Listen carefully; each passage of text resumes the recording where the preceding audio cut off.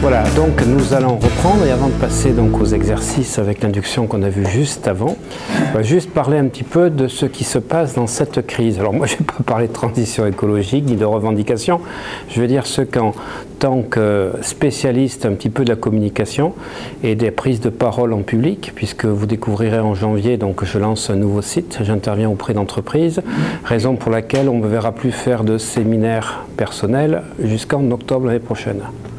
Monaco, c'est prévu.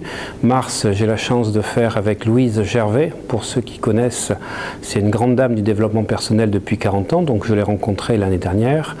Nous sommes encore rencontrés en Suisse. Nous allons faire autour de la cohérence donc cardiaque, voilà, puisqu'elle est diplômée de l'Institut HeartMate, coach. Voilà, Louise Gervais, pour ceux qui ne connaissent pas, c'est la personne qui a traduit le livre de Gary Craig de EFT. En français, voilà. Donc elle connaît Gary Craig, elle connaît Tom Ten, elle connaît Louise Bourbeau, elle connaît Louise Allais, enfin qui est décédée, elle connaît les grands noms. Et donc nous allons faire un séminaire donc au mois de mars. Et tu ne seras pas surpris par le nom, ambassadeur du cœur. C'est un des projets de site que j'ai, Heart Ambassador.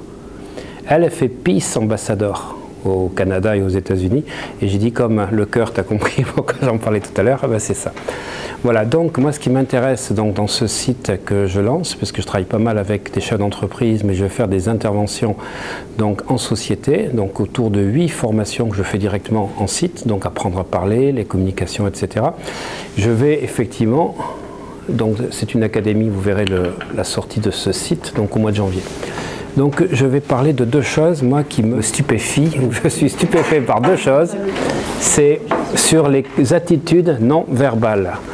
Voilà, donc en tant que spécialiste de l'hypnose, vous le savez, la synchronisation est importante. Les mots, c'est 7%, nous allons voir tout à l'heure, mais les gestes, on dit que c'est 55%.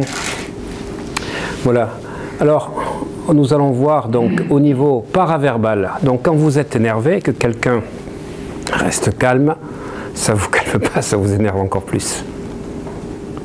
Ouais, tu comprends mon boulot, j'en ai marre, on me prend pour un con, le supérieur, la façon dont il me traite, ça fait 15 ans que je suis dans la société, j'en peux plus.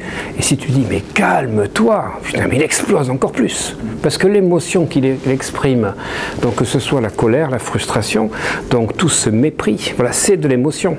Et vous répondez avec quelqu'un de logique. C'est-à-dire que vous répondez à son cerveau limbique avec votre cerveau cortical. On ne peut pas aller.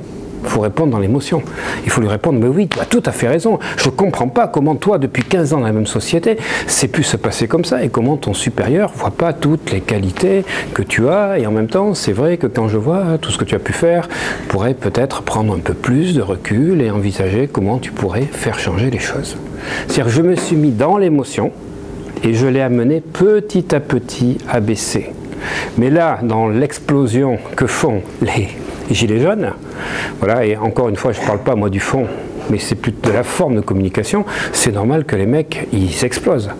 Parce que derrière, ils ne sont pas compris. Ah si, vous allez voir.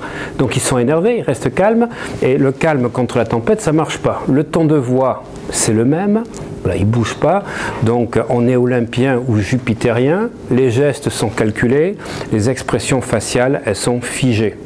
Donc tu vois ça en face de toi, c'est normal que quelqu'un de normal il explose encore plus. Mais avec tout ce qu'il y a derrière, c'est terrible. Donc il y a un manque d'empathie et ça indique à l'autre, au gilet jaune, il s'en moque. Et en plus, il se croit supérieur. Et puisque c'est comme ça, on va faire comme en 1789. Ce qu'il aurait fallu, mais adopter un autre ton de voix, des gestes différents et avoir des expressions faciales d'empathie. Et puis parler avec le cœur, pas avec la tête et les tripes. Voilà, c'est ce qui a manqué. Ça, et c'est à tous les niveaux. Deuxième chose, alors là, les mots utilisés, c'est pire. Là, c'est comme je dis, une crise d'attaque massive d'ego pour les pauvres gilets jaunes. Parce que les mots utilisés, ça veut dire que les autres en face, ils sont supérieurs, ils sont plus intelligents, ils sont savants et ils vont faire la leçon. Vous êtes des petits cons, vous y comprenez que dalle. Alors j'ai pris 5 phrases.